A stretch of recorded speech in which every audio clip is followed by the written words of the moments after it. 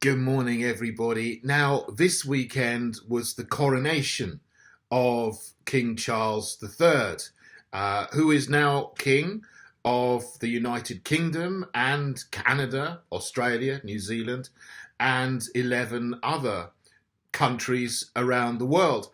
I haven't commented on it hardly at all up until the event, up until now. One, because I was concentrating almost entirely on the local elections this year, which took place on the Thursdays. There was no time for me to even think about the coronation.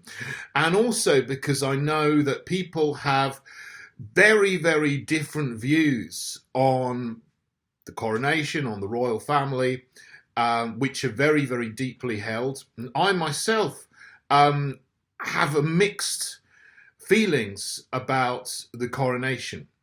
But what I say is this: you can appreciate the coronation service, which was created by our forefathers when this nation was truly, deeply Christian, while still having deep reservations about the people in the service and who attended the service. And that's my feelings towards it.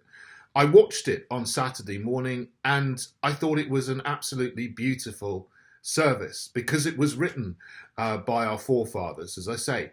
And it can't help but show this country, the United Kingdom, as being a Christian country where the monarch makes an oath to uphold the law of the land and to be the defender of the faith, the Protestant Reformed Christian faith, and to uphold the laws of God in this country. And if you uphold the Ten Commandments, for example, then you can't go wrong as a nation. No.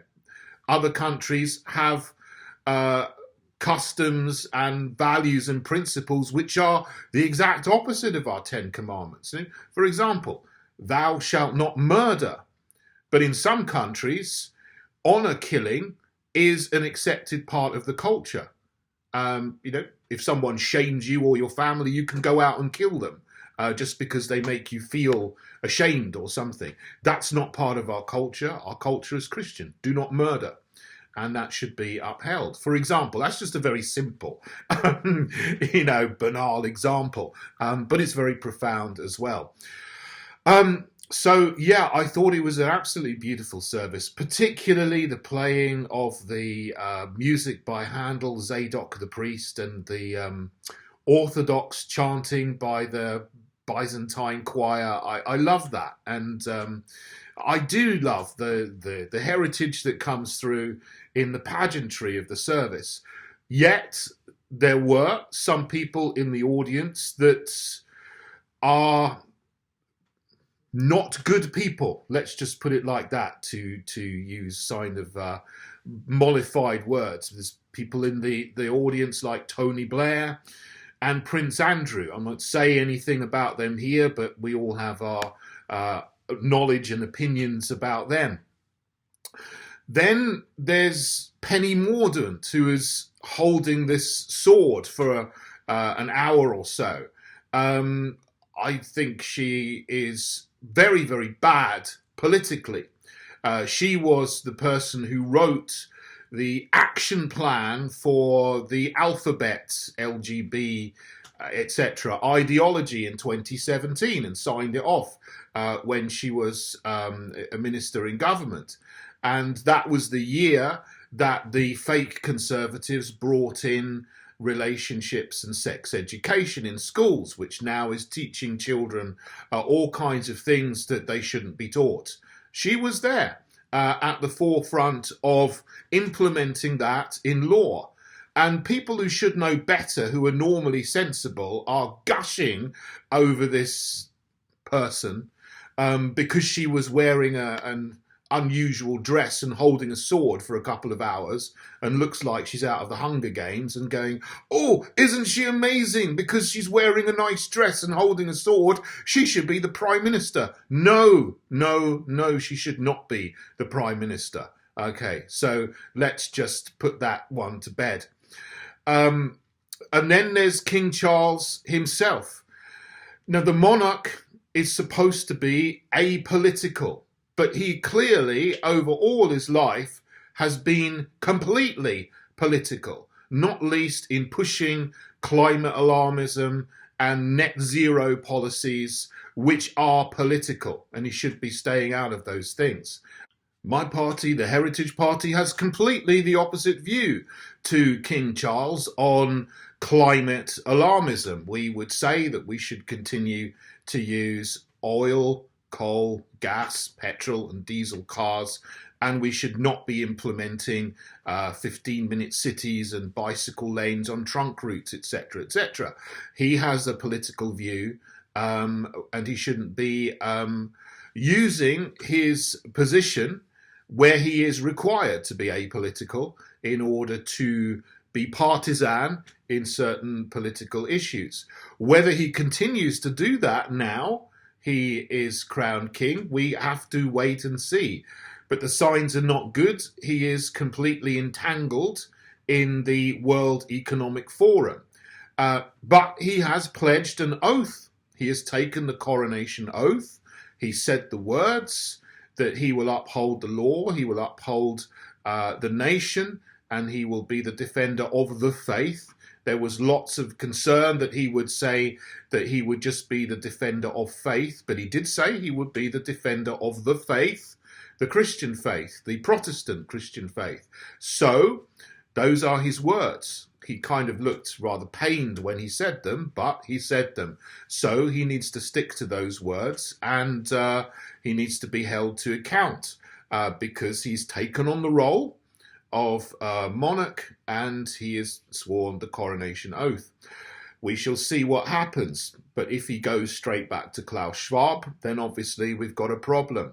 And so I have those deep reservations about him being the monarch.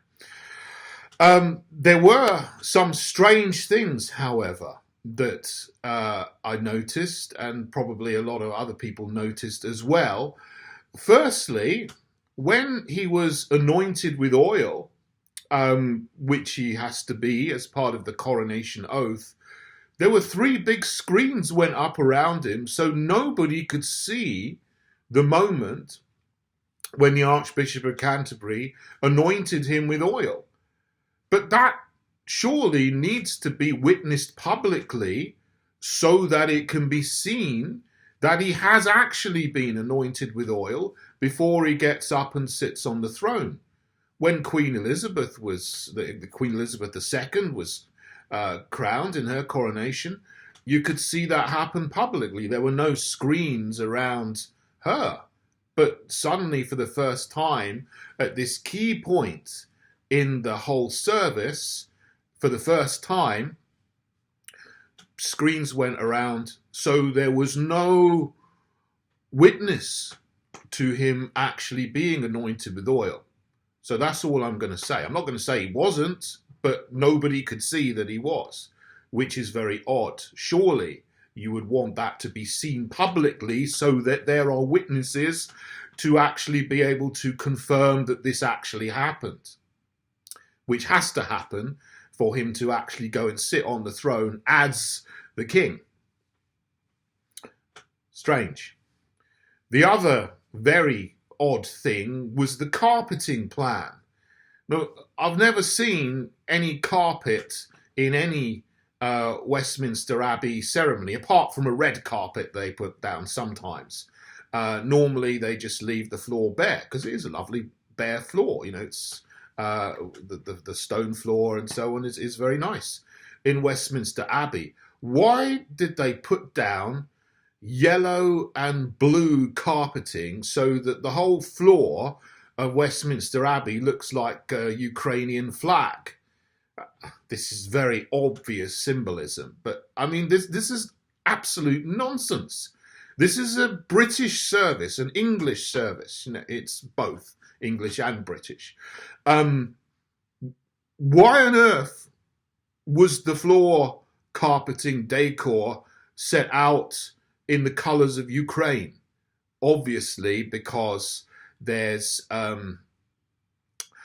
the government and the establishment is totally getting involved in the conflict in Ukraine in a manner which they shouldn't be getting involved in.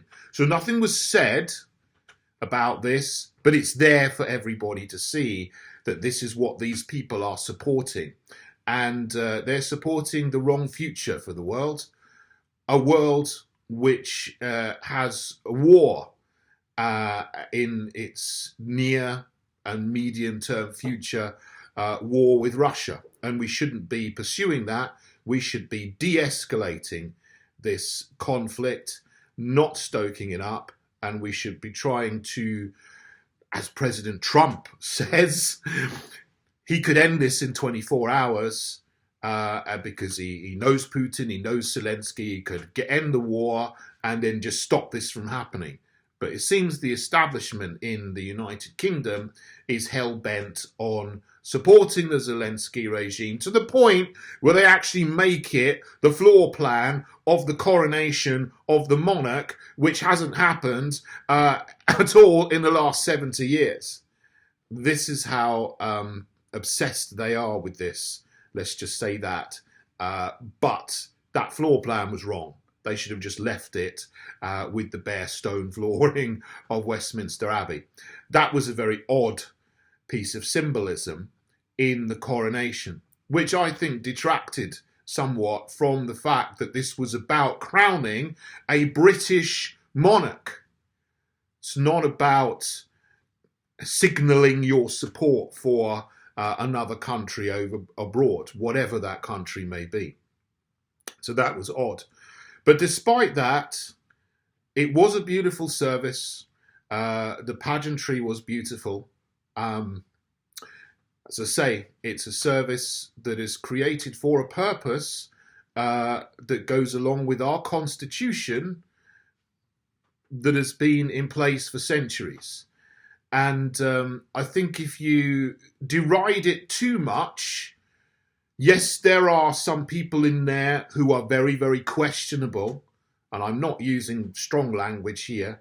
I could use much stronger language about a lot of those people. But if you deride it too much, you throw out the baby with the bathwater. And I don't think that's the thing to do, because, you know, then you go down the road of saying, well, let's just burn everything down, have ground zero, and then just make something new.